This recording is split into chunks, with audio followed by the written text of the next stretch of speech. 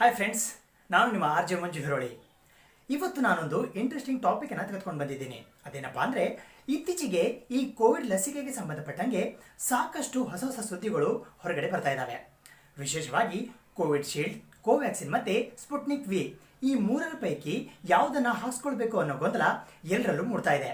ಆದರೆ ತಜ್ಞರು ಹೇಳೋ ಪ್ರಕಾರ ಈ ಮೂರು ವ್ಯಾಕ್ಸಿನ್ಗಳು ಕೂಡ ಅಷ್ಟೇ ಉತ್ತಮವಾಗಿದ್ದಾವಂತೆ. ಹೀಗಾಗಿ ನಿಮಗೆ ಯಾವುದು ಅವೈಲೇಬಲ್ ಇರುತ್ತೋ ಅದನ್ನೇ ಹಾಕಿಸ್ಕೊಳ್ಳೋದು ತುಂಬಾ ಉತ್ತಮ ಅನ್ನೋದು ತಜ್ಞರ ಅಭಿಪ್ರಾಯ.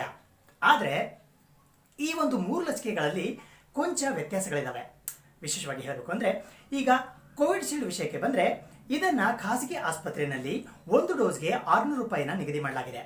ಇನ್ನು ಈ ಕೋವಿಡ್ ಶೀಲ್ಡ್ನ 2 ಲಸಿಕೆಗಳನ್ನ ಪಡೆದುಕೊಂಡ ನಂತರ ಇದು 70% ಪರಿಣಾಮಕಾರಿಯಾಗಿ ಕೆಲಸ ಮಾಡುತ್ತಂತೆ.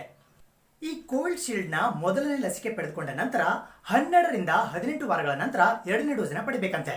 ಇನ್ನು ಈ ಡೋಸ್ನ ಪಡೆದುಕೊಂಡ ನಂತರ ಕೆಲವರಿಗೆ ಆ ಒಂದು ಡೋಸ್ ಪಡೆದಂತಹ ಸ್ಥಳದಲ್ಲಿ ಕೆರೆತ, ಬಾವು ಬರೋದು ಅಥವಾ ಕೆಂಪು ಬಣ್ಣ ಆಗೋದು ಕೂಡ ಸಹಜ ಅಂತೆ. ಇನ್ನು ಕೆಲವರಿಗೆ ತಲೆನೋವು, ಜ್ವರ ಕೂಡ ಬರುವಂತಹ ಸಾಧ್ಯತೆಗಳು ಇವೆ ಅಂತ ಹೇಳಲಾಗತ್ತೆ.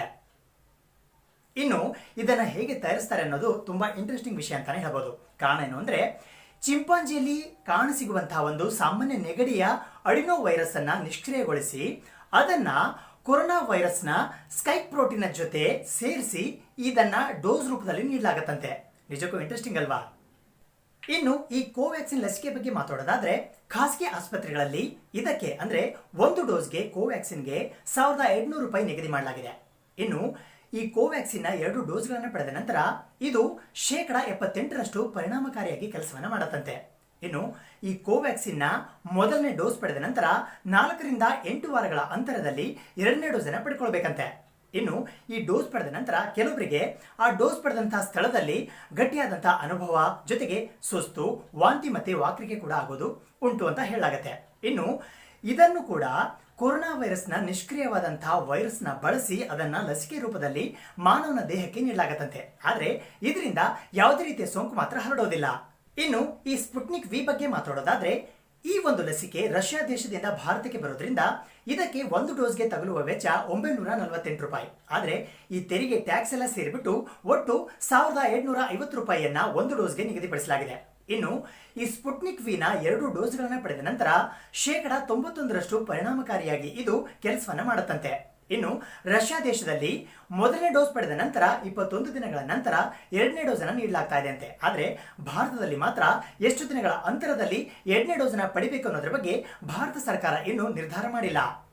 ಇನ್ನು ಬೇರೆ ಲಸಿಕೆ ಪಡೆದಾಗ ಯಾವ ರೀತಿ ಕೆಲವೊಂದು ಲಕ್ಷಣಗಳು ಕಂಡು ಬರ್ತಾವೋ ಅದೇ ರೀತಿ ಇದರಲ್ಲೂ ಕೂಡ ಕಾಣಸಿಗುತ್ತವೆ.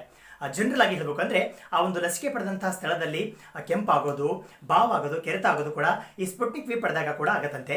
ಇನ್ನು ಕೆಲವರಿಗೆ ನೆಗಡಿ, ದೇಹದ ಉಷ್ಣಾಂಶದಲ್ಲಿ ಏರಿಕೆ, ಸುಸ್ತು ಮತ್ತೆ ತಲೆನೋವು ಕೂಡ ಆಗತ್ತಂತೆ. ಇನ್ನು ಈ ಲಸಿಕೆ ತಯಾರಿಕೆ ಬಗ್ಗೆ ಹೇಳೋದಾದ್ರೆ, ಮೊದಲನೇ ಡೋಸ್ ಕೊಡುವಾಗ ಅಡಿನೋ ವೈರಸ್ ಅನ್ನ ಬಳಸಿನೇ ಈ ಒಂದು ಲಸಿಕೆಯನ್ನು ನೀಡಲಾಗತ್ತಂತೆ. ಆದರೆ 2ನೇ ಡೋಸ್ ಅನ್ನ ನೀಡುವಂತಹ ಸಂದರ್ಭದಲ್ಲಿ ಸಾಮಾನ್ಯವಾದಂತಹ ನೆಗಡಿಯ ವೈರಸ್ ಅನ್ನೇ ಬಳಸಿ 2ನೇ ಡೋಸ್ ಅನ್ನ ನೀಡಲಾಗತ್ತಂತೆ.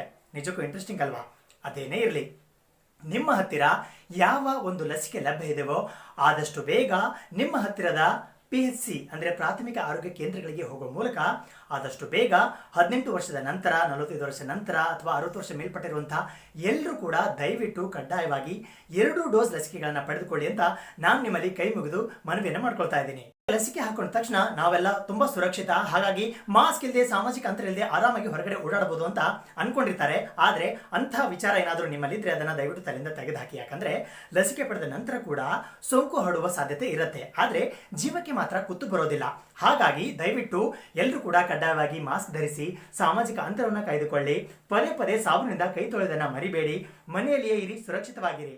ಟಾಟಾ, ಬಾಯ್ ಬಾಯ್, ನಮಸ್ಕಾರ.